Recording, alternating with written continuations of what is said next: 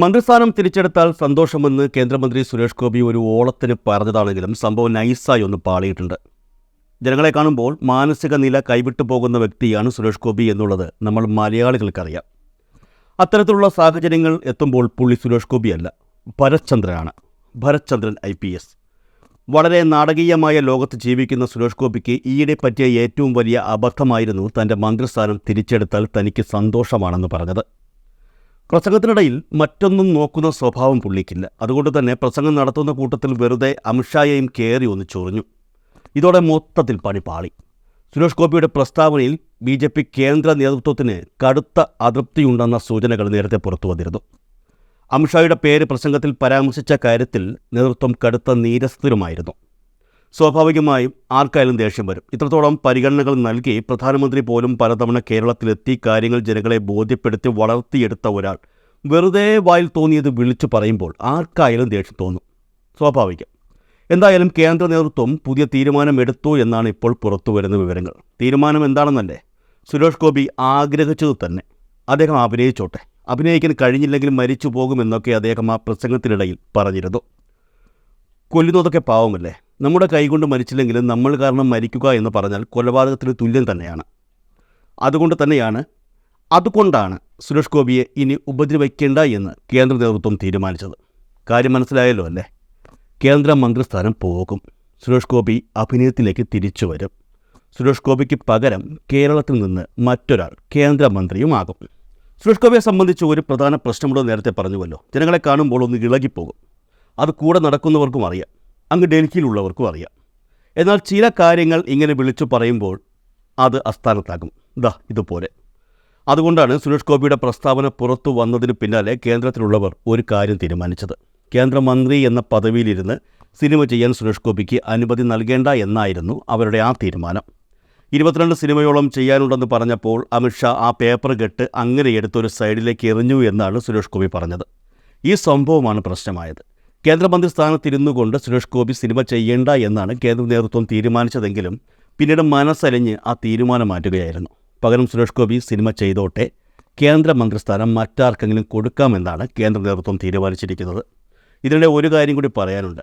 കേരളത്തിൽ സുരേഷ് ഗോപിക്ക് ആവശ്യത്തിലേറെ ശത്രുക്കൾ സ്വന്തം പാർട്ടിയിൽ തന്നെയുണ്ട്. ആ ശത്രുക്കളുടെ ഇടയിൽ നിന്നും ചില മൂട്ടിക്കൊടുക്കലുകൾ അങ്ങ് കേന്ദ്രത്തിൽ പോയിട്ടുണ്ടായിരുന്നു. മന്ത്രിമാരുടെ പെരുമാറ്റച്ചട്ടം അനുസരിച്ച് പണമുണ്ടാക്കുന്ന മറ്റ് ജോലികളിൽ മന്ത്രിമാർക്ക് ഏർപ്പെടാൻ അനുവാദമില്ല. ഇതിൽ നിന്നും മാറി സുരേഷ് ഗോപിക്ക് അനുമതി നൽകിയാൽ അതൊരു കീഴ്വഴക്കമാകാൻ ഇടയായേക്കും എന്ന കാര്യം ചൂണ്ടിക്കാട്ടിക്കൊണ്ടാണ് കേന്ദ്ര നേതൃത്വം ഇപ്പോൾ ഈ തീരുമാനമെടുത്തിരിക്കുന്നത്. അപ്പോൾ പിന്നെ ആരാണ് സുരേഷ് ഗോപിക്ക് പകരം കേന്ദ്രമന്ത്രിയെ എത്താൻ പോകുന്നത്?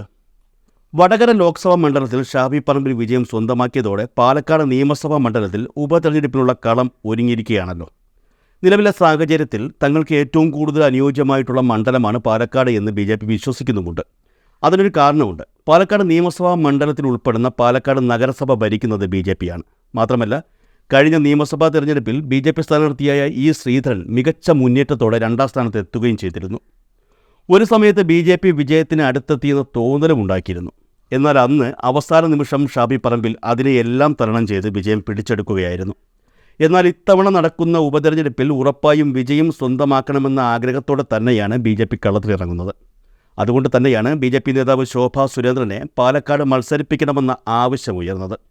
എന്നാൽ പാലക്കാട്ടെ മത്സരത്തിന് ശോഭാ സുരേന്ദ്രന് ഉണ്ടാകില്ലെന്നാണ് ലഭിക്കുന്ന സൂചനകൾ. അതായത് സുരേഷ് ഗോപിക്ക് പകരം കേന്ദ്രമന്ത്രിയായി ശോഭാ സുരേന്ദ്രനെ കേന്ദ്രത്തിലേക്ക് കൊണ്ടുപോകാനാണ് ഇപ്പോൾ നീക്കം നടക്കുന്നത്. ഇതുമായി ബന്ധപ്പെട്ട ചില കൂടിക്കാഴ്ചകൾ നടന്നു കഴിഞ്ഞതായും ചില അടുത്ത വൃത്തങ്ങൾ പറയുന്നുണ്ട്. രാജ്യസഭാ MPയായി ശോഭാ സുരേന്ദ്രനെ മാറ്റി തുടർന്ന് മന്ത്രിയാക്കാനാണ് ഇപ്പോൾ കേന്ദ്ര നേതൃത്വം തീരുമാനിച്ചിരിക്കുന്നത് എന്നാണ് പുറത്തുവരുന്ന വിവരങ്ങൾ. ശോഭാ സുരേന്ദ്രൻ ഈ അടുത്തു തന്നെ കേന്ദ്രമന്ത്രിയായി സത്യപ്രതിജ്ഞ ചെയ്തേക്കുമെന്നും BJP-യുമായി ബന്ധപ്പെട്ട് സൂചനകൾ പുറത്തു വരുന്നുണ്ട്. ഇനി അടുത്ത തവണ നടക്കുന്ന രാജ്യസഭാ തെരഞ്ഞെടുപ്പിൽ ശോഭാ സുരേന്ദ്രനെ നിർത്താനാണ് BJP തീരുമാനിച്ചിരിക്കുന്നത് എന്നാണ് സൂചനകൾ. ലോക്സഭാ ഫലങ്ങൾ പുറത്തുവന്നതിന് പിന്നാലെ ശോഭാ സുരേന്ദ്രനെ ദേശീയ നേതൃത്വം ഡൽഹിയിലേക്ക് വിളിപ്പിച്ചിരുന്നു. മന്ത്രിസഭ രൂപീകരിക്കുന്നതിന് മുൻപാണ് ശോഭാ സുരേന്ദ്രനെ BJP നേതൃത്വം ഡൽഹിയിലേക്ക് എത്താൻ ആവശ്യപ്പെട്ടത്. BJP കേന്ദ്ര നേതൃത്വത്തിൻ്റെ ഈ നടപടി വലിയ ചർച്ചകൾക്ക് വഴിവെച്ചിരുന്നു.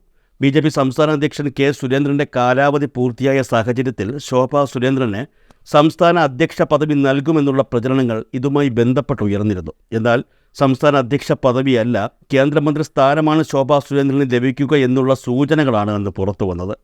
കാത്തിരിക്കണമെന്നും അടുത്ത ഒഴിവിലേക്ക് ശോഭാ സുരേന്ദ്രനെ തീർച്ചയായും പരിഗണിക്കും എന്നുമാണ് അന്ന് അവർക്ക് ഉറപ്പ് ലഭിച്ചത് എന്നാണ് അറിയാൻ കഴിയുന്നത്. ഇക്കഴിഞ്ഞ ലോക്സഭാ തെരഞ്ഞെടുപ്പിൽ ആലപ്പുഴയിൽ മികച്ച പ്രകടനമാണ് ശോഭാ സുരേന്ദ്രൻ കാഴ്ചവച്ചതെന്ന് BJPയിൽ അഭിപ്രായമുയർന്നിരുന്നു. കഴിഞ്ഞ തവണ ആലപ്പുഴ പാർലമെൻറ്റ് മണ്ഡലത്തിൽ നേടിയ 17.24% വോട്ട് വിഹിതത്തെ ഇത്തവണ 28.3%-ലേക്കാണ് ശോഭ ഉയർത്തിയത്. 2,99,648 വോട്ടുകളാണ് ആലപ്പുഴയിൽ ശോഭാ സുരേന്ദ്രൻ നേടിയത്. SNDP വോട്ടുകളും സ്ത്രീ വോട്ടുകളും സ്ഥാനാർത്ഥിയെ പിന്തുണച്ചതായാണ് വിലയിരുത്തപ്പെടുന്നത്. ശോഭാ സുരേന്ദ്രന് അർഹമായ പരിഗണനകൾ ഒന്നും നൽകിയില്ലെന്ന വാദം BJP കേന്ദ്ര നേതൃത്വത്തിലെ ചില നേതാക്കൾക്കുമുണ്ട്. ഈ ഒരു സാഹചര്യത്തിലാണ് ശോഭാ സുരേന്ദ്രനെ രണ്ടാം ഘട്ട കേന്ദ്ര മന്ത്രിസ്ഥാനത്തേക്ക് പരിഗണിക്കാൻ BJP നേതൃത്വം തീരുമാനിച്ചിരിക്കുന്നത്. അതേസമയം പാലക്കാട് നിയമസഭാ ഉപതെരഞ്ഞെടുപ്പിൽ ശോഭാ സുരേന്ദ്രനെ BJP സ്ഥാനാർത്ഥിയായി മത്സരിപ്പിച്ച് മണ്ഡലം പിടിച്ചെടുക്കണമെന്ന ആഗ്രഹവും BJPയിലെ ഒരു വിഭാഗം മുന്നോട്ട് വയ്ക്കുന്നുണ്ട്. പാലക്കാട് ശോഭാ സുരേന്ദ്രൻ മത്സരിച്ചാൽ ജയം ഉറപ്പാണെന്നുള്ള വിലയിരുത്തലാണ് BJP പ്രവർത്തകർക്കുള്ളത്. 2016 ശോഭ പാലക്കാട് നിയമസഭാ മണ്ഡലത്തിൽ മത്സരിച്ചപ്പോൾ വലിയ മുന്നേറ്റം കാഴ്ചവെച്ചിരുന്നു. മാത്രമല്ല 2019 ലോക്സഭാ തെരഞ്ഞെടുപ്പിൽ ആറ്റിങ്ങൽ മണ്ഡലത്തിൽ നിന്നും മത്സരിച്ച ശോഭാ സുരേന്ദ്രൻ ആ മുന്നേറ്റം ആവർത്തിക്കുകയും ചെയ്തു. 2021 നിയമസഭാ തെരഞ്ഞെടുപ്പിൽ ശോഭാ സുരേന്ദ്രൻ കഴക്കൂട്ടം നിയമസഭാ മണ്ഡലത്തിൽ നിന്നുമാണ് മത്സരിച്ചത്. സംസ്ഥാന മന്ത്രിയായിരുന്ന കടകംപള്ളി സുരേന്ദ്രനെതിരെയായിരുന്നു അന്ന് മത്സരം. കഴക്കൂട്ടം നിയമസഭാ മണ്ഡലത്തിലും രണ്ടാം സ്ഥാനത്തെത്താൻ ശോഭാ സുരേന്ദ്രന് കഴിഞ്ഞിരുന്നു. കടകംപള്ളി സുരേന്ദ്രൻ 63,690 വോട്ടുകൾ നേടിയപ്പോൾ ശോഭാ സുരേന്ദ്രൻ 40,193 വോട്ടുകളാണ് നേടിയത്. കോൺഗ്രസിൻ്റെ SS ലാൽ 33,995 വോട്ടുകൾ മാത്രമേ സ്വന്തമാക്കിയുള്ളൂ. 2024 ലോക്സഭാ തെരഞ്ഞെടുപ്പിൽ ശോഭാ സുരേന്ദ്രൻ മത്സരിച്ചത് ആലപ്പുഴ മണ്ഡലത്തിൽ നിന്നുമായിരുന്നു. ആലപ്പുഴ ചരിത്രത്തിൽ ഒരു BJP സ്ഥാനാർത്ഥിക്ക് ലഭിക്കുന്ന ഏറ്റവും കൂടുതൽ വോട്ടുകൾ നേടിക്കൊണ്ടാണ് ശോഭാ സുരേന്ദ്രൻ അവിടെയും മുന്നേറിയത്. 3ാം സ്ഥാനത്തായിരുന്നു ശോഭാ സുരേന്ദ്രൻ എത്തിയതെങ്കിലും ഏകദേശം 3 ലക്ഷത്തോളം വോട്ടുകൾ മണ്ഡലത്തിൽ നേടുവാൻ അവർക്കായി. ഒരു ആവേശത്തിനെടുത്ത് കിരട്ടിച്ചാടിയാൽ 2 ആവേശത്തിനും തിരിച്ചു കയറാൻ കഴിയില്ല എന്നൊരു ചൊല്ല് നാട്ടുമ്പുറങ്ങളിലുണ്ട്. ഏകദേശം അതേ അവസ്ഥയാണ് സത്യം പറഞ്ഞാൽ ഇപ്പോൾ സുരേഷ് ഗോപിക്ക്. ക്യാബിനറ്റ് മന്ത്രിസ്ഥാനമാണ് മോഹിച്ചിരുന്നതെങ്കിലും സഹമന്ത്രിസ്ഥാനമാണ് അന്ന് സുരേഷ് ഗോപിക്ക് ലഭിച്ചത്. എനിക്ക് MP സ്ഥാനം മാത്രം മതിയെന്നും എനിക്ക് സിനിമകളിൽ അഭിനയിക്കാനുള്ളതാണെന്നും അന്ന് സുരേഷ് ഗോപി പറഞ്ഞിരുന്നു. ആ പറച്ചിൽ ക്യാബിനറ്റ് മന്ത്രിസ്ഥാനത്തെ സഹമന്ത്രിയാക്കി മാറ്റുകയും ചെയ്തു. ഇപ്പോൾ ഇതാ വീണ്ടും അടുത്ത പ്രസ്താവന വന്നിരിക്കുന്നു. പ്രസ്താവന വരിക മാത്രമല്ല, കൂട്ടിന് അതിലേക്ക് BJPയുടെ മുതിർന്ന നേതാക്കളിൽ ഒരാളായ അമിത്ഷായെയും പിടിച്ചിട്ടു. സുരേഷ് ഗോപിയെ ഇത്തരത്തിൽ കെട്ടഴിച്ചു വിട്ടാൽ ശരിയാകില്ല എന്ന് തോന്നിയതുകൊണ്ടാണ് കേന്ദ്ര നേതൃത്വത്തിന് ഇപ്പോൾ ഇങ്ങനെ ഒരു തീരുമാനം എടുക്കേണ്ടി വന്നതെന്നാണ് BJPയുമായി ബന്ധപ്പെട്ട വൃത്തങ്ങൾ നൽകുന്ന സൂചനകൾ. മാത്രമല്ല, കേരളത്തിൽ നിന്ന് ആവശ്യത്തിലേറെ ശത്രുക്കളും അദ്ദേഹത്തിനുണ്ട്.